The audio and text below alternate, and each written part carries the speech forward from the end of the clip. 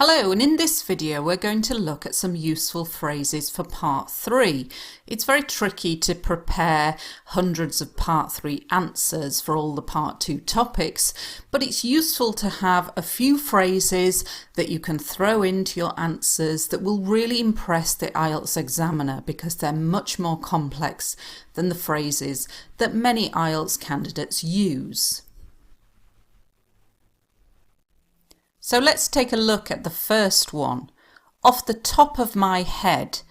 And this phrase we use to mean without giving it too much thought or having too much knowledge. So when you're asked a question and you have to give an opinion on something and you haven't got time to really think about it, then you can use this phrase. So let's take a look at a sample question from part 3 and how this phrase can be used. What kinds of people don't use the internet, and what are the disadvantages of not using the internet? Oh, that's not something I've ever given any thought to, but off the top of my head, I guess that there might be a large percentage of the elderly who do not use it. Moreover, in certain parts of the world, they may not yet have internet access. As for the drawbacks of this, the internet is a huge resource, like a mobile library that you can tap into whenever or wherever you like. So this is definitely a handicap for those without it. So you can see here I've used off the top of my head to say without giving it much thought, and it just is a complex idiomatic phrase that's great for IELTS speaking to impress the IELTS examiner.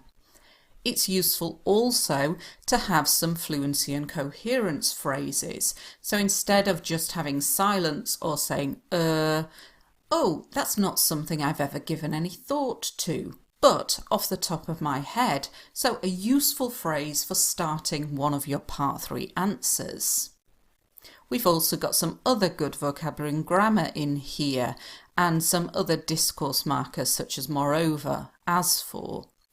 The elderly, so instead of saying elderly people, you can use elderly as a noun.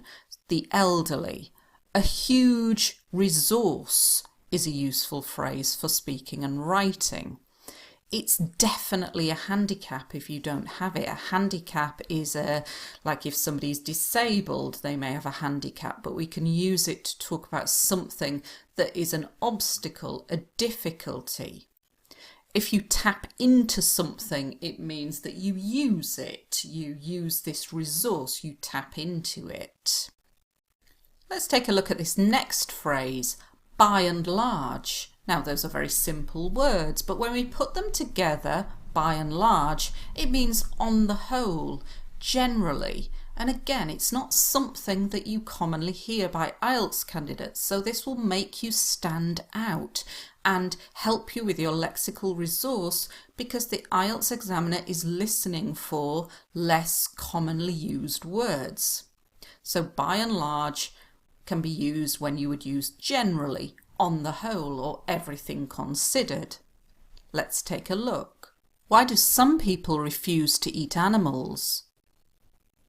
Well, by and large, I guess there are 3 fundamental reasons. Firstly, certain religions, such as Buddhism, imply that the eating of animals is wrong. Secondly, some consider it morally unacceptable to kill animals for food. And finally, health-conscious individuals refrain from eating meat because it is considered bad for health. So you can see this phrase by and large being used here to say on the whole. And it's an easy one to remember because they're very simple words, but because it's less commonly used, it makes it more complex. Look at this answer as well in terms of its structure. We've got a firstly, secondly, and finally. The IELTS examiner is listening for these kinds of words because it gives it structure and it makes it easier to follow, and it adds to your fluency and coherence grade. And there's some good language in here too. Fundamental. This is good for writing and speaking, and it means main. Certain religions such as Buddhism imply. If something's implied or you imply something, you suggest it in a way that's not explicit. So Buddhism does not say do not eat meat, but it says that people should respect animals. So there is the implication. It is implied that you should not eat meat. This is a good word for writing as well. Morally unacceptable is something that is bad, is wrong. So killing people is morally unacceptable. Useful word for speaking and writing, health conscious individuals. So it means people who care about their health, and that can be used in lots of topics. And to refrain from doing something means to not do something. So during the day when I'm at work, I refrain from checking my mobile phone every 2 minutes for messages. It means I stop myself. I don't do this. So some good language in this answer, and very good use of by and large at the start to impress the IELTS examiner with your knowledge of less commonly used expressions. And the final phrase for this video, my gut feeling. Great for IELTS speaking. I would avoid using it in IELTS writing because it's a bit informal. Your gut feeling is the feeling you have, which is not based on facts, it's just an opinion. And you have gut feelings about lots of things. You might have a gut feeling before a football match that your team is going to win or that they're going to lose. And it's not based on any facts or knowledge. It's just your feeling, the feeling that you have inside.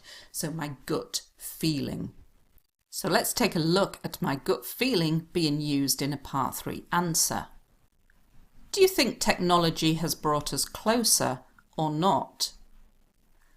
Oh, that's not something I've ever considered before, but my gut feeling is that it probably has. I know that it could be argued that we spend far too much time on electronic gadgets and do not interact with our families as much as before. However, we can keep in touch with people who live further afield, whereas in the past we might have lost touch with them. So a very good start to this answer and very useful for Part 3. Oh, that's not something I've ever considered before, but my gut feeling is. So when you're asked a question which you don't really know how to answer because you've never thought about it, then you could use this to start it with. And remember to try to use complex grammar both in writing and speaking. So instead of saying people think that we spend far too much time or just we spend far too much time, it could be argued, it could be suggested, it has been said. These kind of impersonal phrases using modal passives are excellent. Electronic gadgets, fantastic phrase for writing and speaking, and I'm sure that everybody can use this at some point in their speaking test. To interact with means to communicate with, to spend time with, so again useful for lots of topics. To keep in touch with is very good and quite a tricky phrase because you've got the preposition with. To live further afield means to live further away, and again is a complex idiomatic expression. And to lose touch with means to no longer be in contact with someone.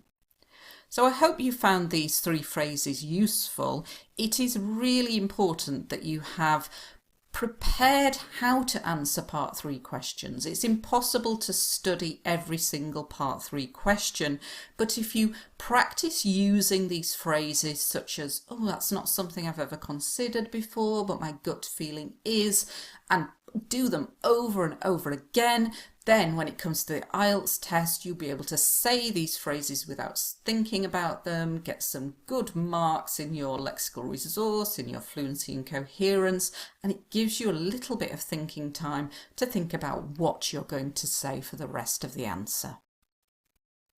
Thanks for watching.